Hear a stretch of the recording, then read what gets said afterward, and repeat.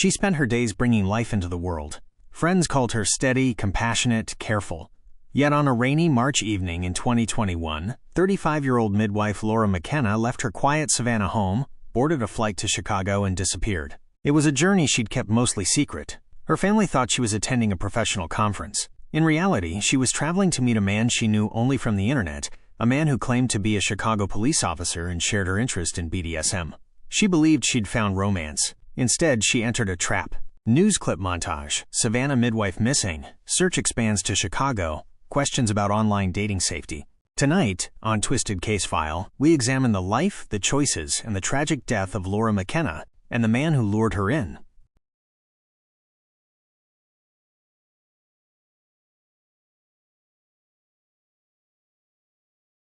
For over a decade, Laura had been a fixture in Savannah's close-knit birthing community.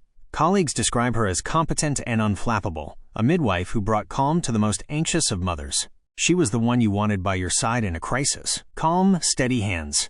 I never imagined she'd be the kind of person to get caught up in something dangerous. Privately, Laura had endured her share of disappointments. A long-term relationship had ended in 2019. Friends say she turned to online dating cautiously, but the pandemic made meeting people even harder. She told me she was lonely. She wanted someone who understood her interests. But she also said she was careful. She'd Google people, reverse image search their photos. She thought she was being smart. On one of those sites, she encountered a man calling himself Mark Daniels. He said he was a Chicago police officer with a passion for safe, consensual BDSM. He appeared to offer everything she was looking for: discipline, security, and romance. Predators build trust over time. They mirror a victim's interests, adopt a persona of authority. Claiming to be a cop gives them instant credibility. She sent me a picture of him in uniform. I thought he was handsome, looked real. I even told her, if he's a cop, he's probably safe. I wish I'd said something different. For nearly 4 months, Laura and Mark exchanged messages daily. He told her he'd never felt such a connection. He sent her long, thoughtful texts. He called her pet names. And he urged her to visit Chicago for a weekend together, promising to show her his city and his world. On March 12, 2021, she told her boss she was attending a training. She left her car at the airport, boarded Flight 448, and headed north. That was the last time anyone in Savannah saw her alive. Detective on podium. We're seeking information about the whereabouts of Laura McKenna. When Laura failed to return calls and missed her Sunday flight home, her sister contacted police. The search for the missing midwife would soon uncover a dark deception. The man Laura knew as Mark Daniels was a mirage. He was not a police officer, nor was his name Mark. He was a 41-year-old security guard from a suburb outside Chicago named Brian Keller. Investigators would later learn he had a long history of creating fake profiles on dating and fetish websites. He had dozens of personas. Sometimes he was a firefighter, sometimes a Marine. The police officer identity gave him instant authority and played into the power dynamics of the BDSM community. Graphics of blurred chat transcripts, dates running down the side of the screen. For months, Keller sent Laura carefully crafted messages. He mirrored her interests, spoke of safety protocols, and even sent what appeared to be police training certificates to prove his identity. This is classic grooming. He built trust, then escalated. He began hinting at meeting in person, framing it as a natural next step in their relationship. Mark, I'll take care of you here. You'll be safe with me. We'll explore together, nothing you don't consent to. Laura, I'm nervous but excited. By late February, Keller was pressing for a visit. Laura expressed hesitation about traveling alone. He reassured her with offers to book her hotel, to meet her at the airport in uniform, and to show her his favorite restaurants. She sent me screenshots. He looked official. She said he even showed her a badge on video. We both thought, okay, he's legit. I still can't believe how real it all looked. In reality, the badge was a reproduction purchased online. The uniform photos were stolen from an actual officer's social media. But to Laura, they represented safety. On March 12, 2021, Laura boarded a flight to Chicago under the impression she was headed for a romantic weekend. She told her sister she'd call from her hotel. She never did. Investigators later pieced together her movements. Cameras show her exiting the terminal at 9:47 p.m., scanning the crowd. A man matching Keller's description approaches. They exchange a brief hug. They walk to a dark sedan and drive away. That's the last confirmed sighting of Laura alive. Her phone stopped transmitting data about an hour later. Records show Keller had booked a room at a budget motel under an alias. He paid in cash. Witnesses reported seeing Laura there briefly the next morning. She seemed quiet, kind of nervous. He did all the talking. Laura missed her return flight Sunday night. Calls from her family went straight to voicemail. By Monday morning, Savannah police filed a missing person report. Chicago detectives joined the case within hours. What began as a missing person inquiry quickly became something darker. Investigators uncovered Keller's fake identities, his prior restraining orders, and a pattern of luring women under false pretenses. This was not an isolated incident. We discovered other women who had been manipulated into traveling to meet him. Fortunately, most escaped before things turned violent. 2 days later, a jogger in a wooded area 20 miles west of Chicago made a grim discovery.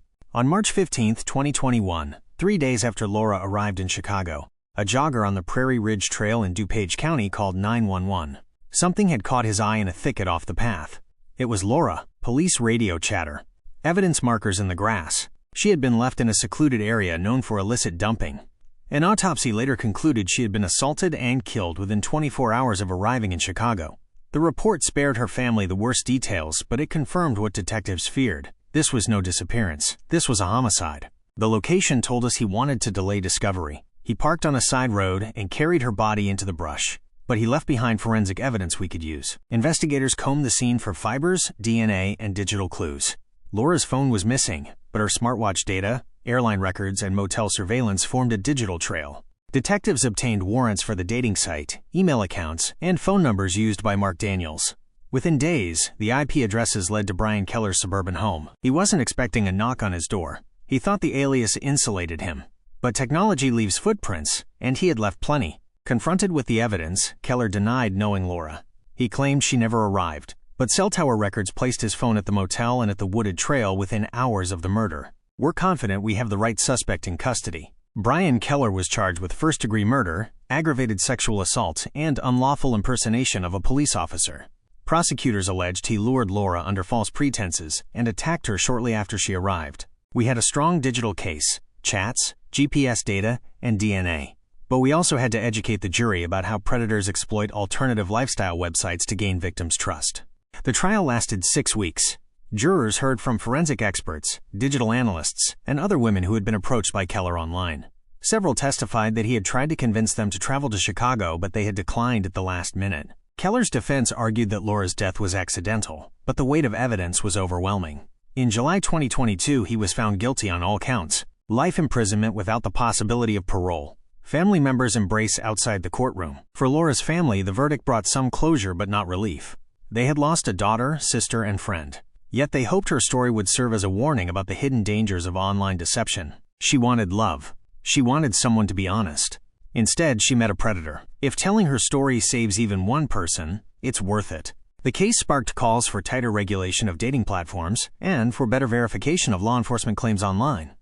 It also led to the creation of the Laura McKenna Foundation, dedicated to educating people about online safety and supporting victims' families. Laura McKenna's death was not an isolated tragedy. It highlighted vulnerabilities that can affect anyone navigating relationships in the digital age. What happened here is a combination of deception, misplaced trust, and systemic blind spots.